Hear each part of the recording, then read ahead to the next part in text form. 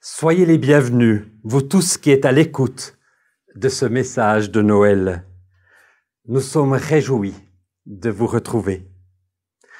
Dieu se montre, il se dévoile, il se révèle, il se laisse trouver par celles et ceux qui le cherchent. Tel est le thème de ce message de Noël. Mais comment se montre-t-il ? Nous allons le découvrir ensemble en parcourant quelques étapes du récit de la Nativité. Avant cela, je vous invite à la prière. Seigneur, oui, tu te révèles, tu te montres à celles et ceux qui te cherchent. En particulier, tu t'es montré à Noël. Tu es venu sur la terre chercher et sauver celles et ceux qui sont perdus. Merci que j'ai réalisé cette rencontre avec toi et que j'ai profité maintenant depuis des dizaines d'années de la richesse de cette révélation. Je te prie de bénir ce message, que ta grâce soit sur nous tous, comme nous te faisons confiance. Amen. Dans le livre d'Ésaïe, chapitre 9, verset 1, il est écrit que le peuple marchait dans les ténèbres. Dans la Bible, les ténèbres ou l'obscurité fait souvent référence au mal, à la violence, à l'injustice, aux abus de pouvoir, à l'oppression, aux familles déchirées, à la douleur sans fin, et j'en passe. Dans le contexte de ce passage, au chapitre 8 du livre d'Ésaïe, il est fait mention que le peuple invoquait les esprits des dieux au lieu de consulter le Dieu vivant et vrai. Et le texte se termine ainsi. Le peuple parcourt le pays, accablé, affamé. Il regarde vers la terre. Il n'y voit que détresse, obscurité et sombres angoisses. Quelle noirceur dans cette vision du prophète Ésaïe! Quelle désolation! Et aujourd'hui, environ 2700 ans plus tard, qu'en est-il? Il faut bien le reconnaître que nous marchons nous aussi dans les ténèbres. Nous vivons dans un monde qui a mis Dieu de côté. Un monde de ténèbres. Le peuple qui marchait dans les ténèbres. L'orgueil, sous toutes ses facettes, est un vecteur de cette noirceur. Vouloir être le plus grand, le plus fort, le plus puissant, avoir le pouvoir. D'autres péchés très actuels noircissent l'état moral de notre société. La jalousie, la haine, le non-pardon, la vengeance, l'impudicité, sous toutes ses formes, l'incrédulité, l'égocentrisme, l'avarice, la convoitise, le plaisir à tout prix. Un écrivain bien connu a écrit à propos du mensonge: ils mentent, ils savent qu'ils mentent, ils savent même que nous savons qu'ils mentent, et ils continuent à mentir.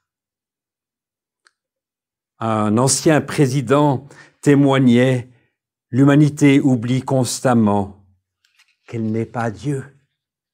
Le peuple qui marchait dans les ténèbres, en ayant été dans la rue à l'écoute des démunis, de celles et ceux qui sont ravagés par la drogue, l'abus d'alcool, la haine, la violence, la peur, j'ai quelque peu compris où se dirigeait ce monde sans Dieu, sans repère.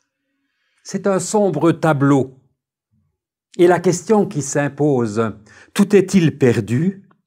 Y a-t-il encore de l'espoir pour ce monde qui marche dans les ténèbres? L'obscurité est grande, mais le texte nous fait part d'une source d'espoir.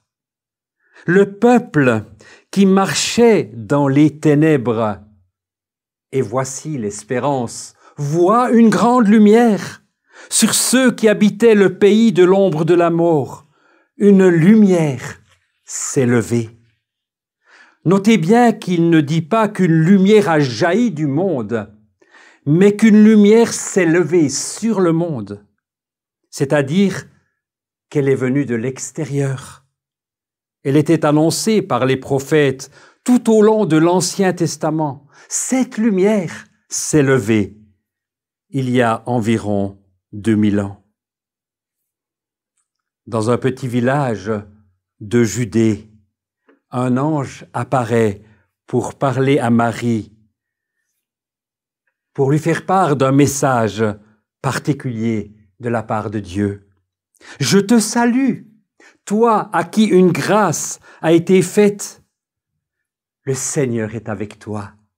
Tu es bénie parmi les femmes. » Troublée par cette parole, Marie se demandait ce que pouvait signifier une telle salutation.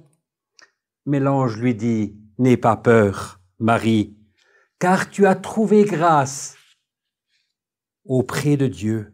Tu seras enceinte, tu mettras au monde un fils, tu lui donneras le nom de Jésus. Il sera grand, il sera même appelé Fils du Très-Haut. Le Seigneur lui donnera le trône de David, il régnera éternellement. » Marie, vis-à-vis de ces paroles, s'est exprimée ainsi. « Comment cela se fera-t-il, puisque je n'ai pas de relation avec un homme ?»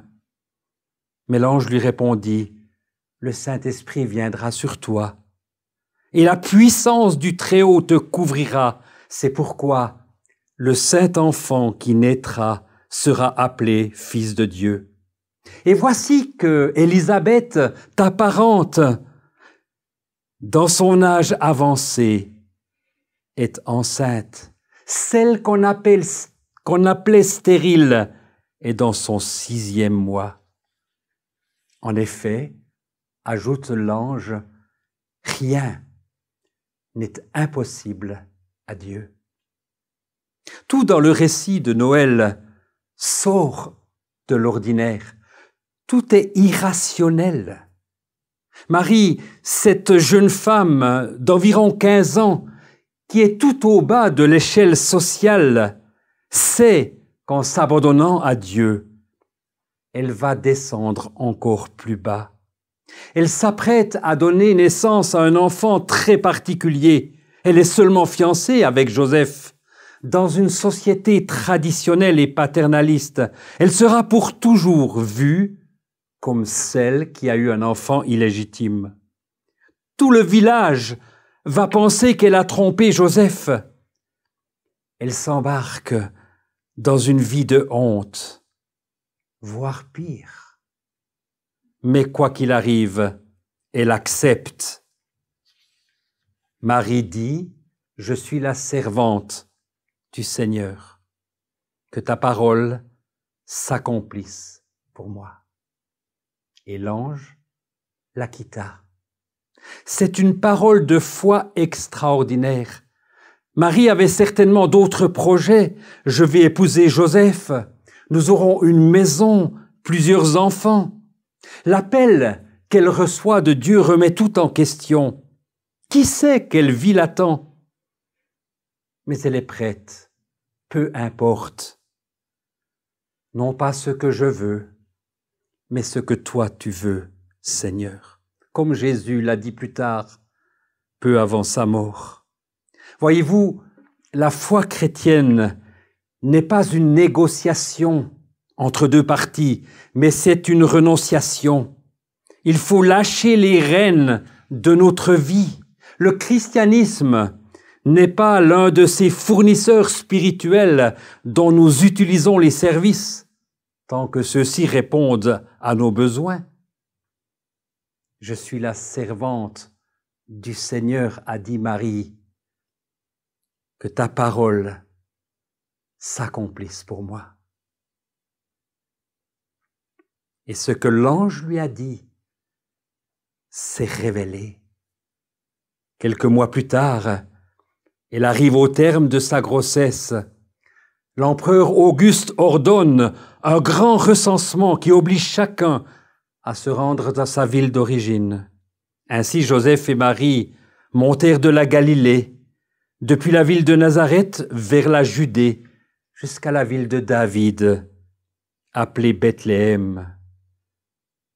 Un périple de plus de 150 kilomètres qui a représenté une vraie épreuve pour le couple, à une époque où les routes n'étaient pas pavées et où le seul moyen de transport pouvait être un âne ou un chameau. Arrivé à Bethléem, il est écrit ceci, d'une manière très sobre. Pendant qu'ils étaient là, le temps où Marie devait accoucher arriva. Elle enfanta son fils premier-né. Elle l'emmaillota et le coucha dans une crèche, parce qu'il n'y avait pas de place pour eux dans l'hôtellerie. Pas de place pour Jésus, le roi des rois. Jésus va naître, fils de Dieu, fils de Marie. Pendant ce temps, des bergers dans la contrée gardaient leurs troupeaux. Et c'est alors qu'un ange leur apparut. « N'ayez pas peur, je vous annonce une bonne nouvelle qui sera une source de grande joie pour tout le peuple. Aujourd'hui, dans la ville de David, il vous est né un sauveur qui est le Messie, le Seigneur. » Et c'est alors qu'à cet ange s'est joint une multitude de l'armée céleste qui ont chanté un cantique à la mesure de l'événement.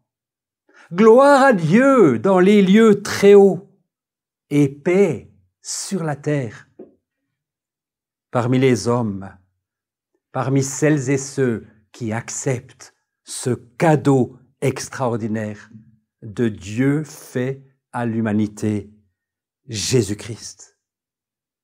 Lorsque les anges eurent quitté les bergers pour retourner au ciel, ils se dirent l'un à l'autre, « Allons jusqu'à Bethléem et voyons ce qui est arrivé, ce que le Seigneur nous a fait connaître. » Ils y allèrent en hâte et ils trouvèrent Marie, Joseph et le petit enfant couchés dans la crèche. Après l'avoir vu, ils racontèrent ce qui leur avait été dit au sujet de ce petit enfant. Tous ceux qui les entendirent furent dans l'étonnement. Marie gardait toutes ces choses dans son cœur. Les bergers s'en retournèrent, glorifiant, louant Dieu pour tout ce qu'ils avaient entendu et vu, et qui était conforme à ce qui leur avait été annoncé. Dans un pays lointain, des sages, en observant le ciel, ont su qu'un roi était né. Il a fallu du temps à ces mages pour venir jusqu'à Jérusalem. La distance entre la région où ils habitaient et Jérusalem est de plus de 1500 kilomètres. Que de kilomètres parcourus à dos de chameau, à pied, pour aller à la rencontre du roi, à la rencontre de Jésus. Dans une société tout de suite, dans une société de zapping, je désire, je prends, je jette. La démarche des mages m'interpelle. Cette approche diffère de celle adoptée par nos contemporains. Les gens s'attendent à ce que Dieu vienne vers eux, qu'il s'explique et prouve qui il est, et qu'en outre il leur offre des cadeaux. Mais voyez-vous, Dieu ne se prouve pas, il s'éprouve. Les vrais sages sont ceux qui le cherchent de tout leur cœur, qui le trouvent et qui l'adorent. Vous me chercherez et vous me trouverez si vous me cherchez de tout votre cœur. Je me laisserai trouver par vous. L'étoile guide les mages, certainement pendant des mois, jusqu'à Jérusalem.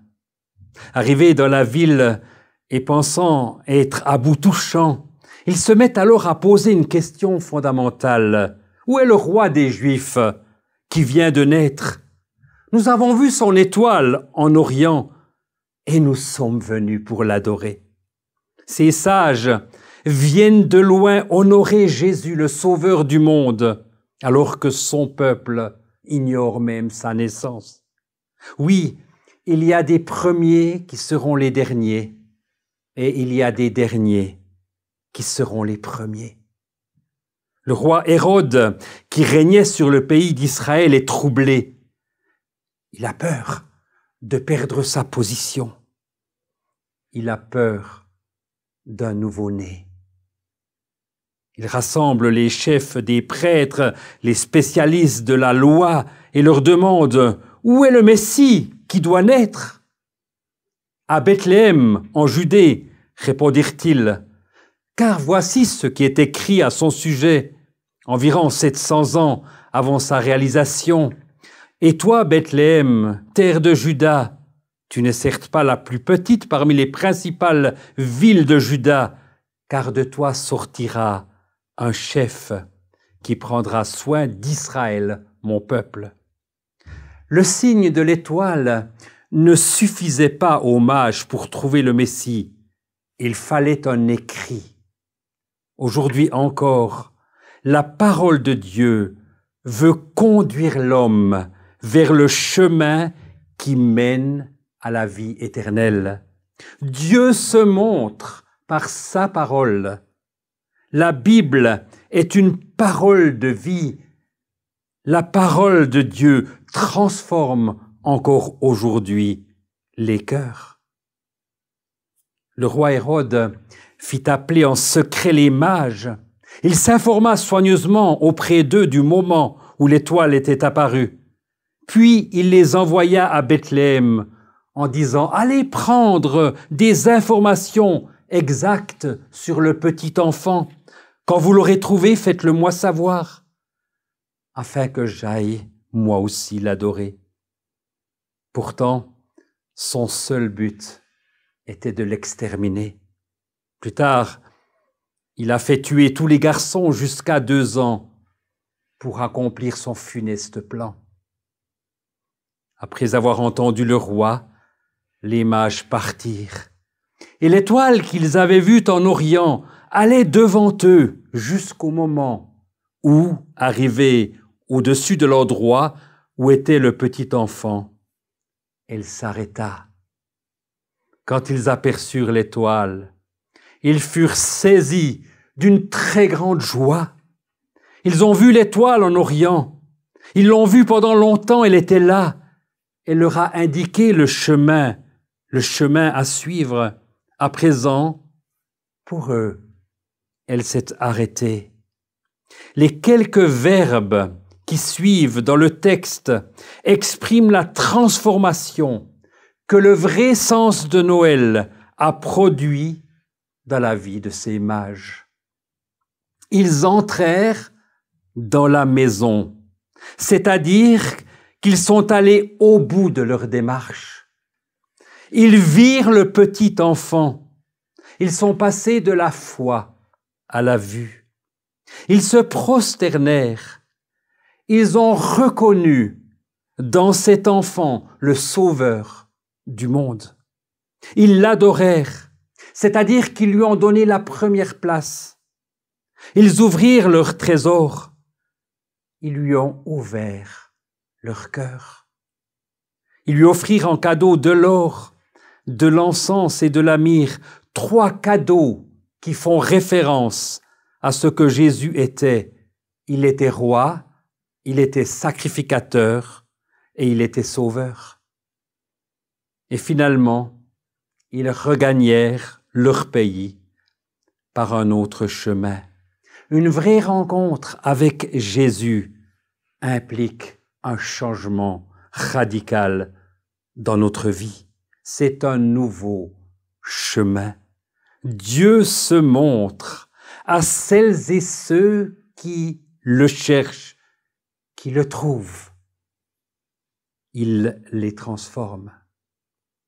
Comme les mages, levons-nous et cherchons le Seigneur. Ouvrons la Bible pour redécouvrir le récit de la Nativité.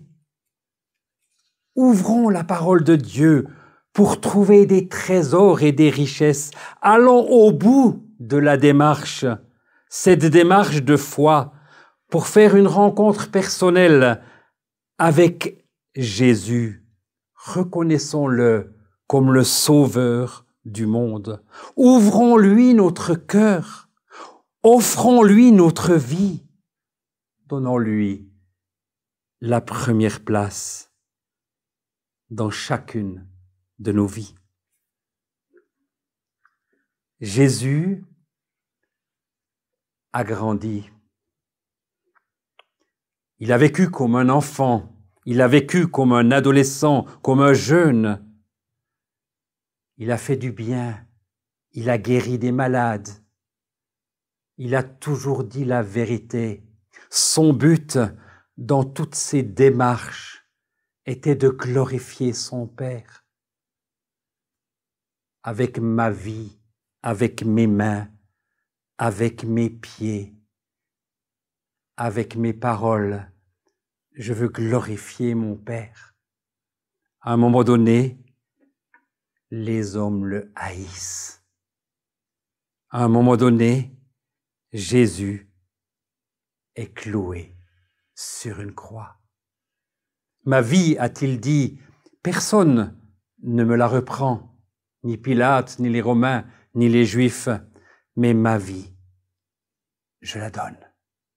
On ne peut dissocier le récit de Noël du récit de la crucifixion. Ces deux éléments vont de pair. Ils se donnent comme cadeau de Dieu pour toute l'humanité. Dieu a tant aimé le monde, nous tous qui sommes à l'écoute de ce message, il nous a tant aimés qu'il a donné son Fils unique. Jésus, mort sur la croix, ressuscité, vivant, afin que quiconque croit en lui ne périsse point, mais qu'il ait la vie éternelle. Noël nous montre que nous nous sommes tellement égarés de Dieu qu'il n'y a que l'amour de son Fils pour nous sauver. Peu importe d'où nous venons, peu importe notre passé, peu importe qui nous sommes, si nous nous repentons et venons à Dieu par Jésus, non seulement il nous accepte parce qu'il ne met pas dehors celui qui vient à lui, mais il nous transforme, il nous offre la vraie joie, la joie de Noël. Ce sera alors un jour nouveau, le vrai sens de Noël. Oui, Dieu se montre à celles et ceux qui le cherchent. Le peuple qui marchait dans les ténèbres, dans l'obscurité, dans le désespoir, voit une grande lumière. Sur ceux qui habitaient le pays de l'ombre de la mort, une lumière s'est levée. Et cette lumière, c'est Jésus-Christ. Je termine avec ce texte du Nouveau Testament qui résume ce message dans l'Évangile de Jean, chapitre 1er. Il est fait mention de Jésus-Christ, la lumière du monde. Cette lumière était la véritable lumière qui, en venant dans le monde, éclaire tout homme. Elle était dans le monde, et le monde a été fait par elle, et le monde ne l'a point connue. Elle est venue chez les siens, et les siens ne l'ont point reçue. Mais ensuite, il est ajouté, à tous ceux qui l'ont reçue, à ceux qui croient en son nom, elle a donné le pouvoir de devenir enfants de Dieu. Dieu nous montre ce que Jésus a fait pour nous, lui la lumière du monde, qui désire aujourd'hui illuminer chacune de nos vies. Je vous invite à la prière. Oui, Seigneur, nous avons brièvement parcouru les quelques étapes de ta venue sur la terre, de l'annonciation à Marie jusqu'à la mort sur la croix. Tu es venu chercher et sauver celles et ceux qui sont perdus. Dans ce monde de ténèbres, tu es venu apporter la lumière. Tu es la lumière du monde. Il n'y a qu'un chemin qui mène à Dieu. C'est toi-même, Jésus-Christ.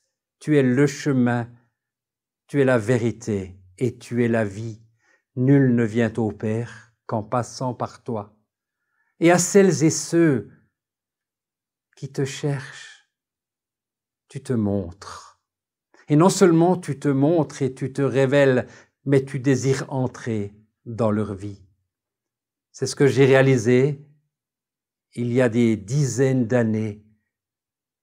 La joie d'être un enfant de Dieu parce que j'ai été racheté par ton précieux sang, Jésus-Christ. Le vrai sens de la vie, le vrai sens de Noël. Dieu, tu t'es montré à moi-même et j'ai réalisé la réalité de ta parole. Je te prie, en ces temps de Noël, de bénir toutes les personnes à qui tu t'es révélé, de les affermir, de les garder en toi. Mais je te prie également pour celles et ceux qui sont peut-être à l'écoute de ce message, qui sont encore éloignés de toi.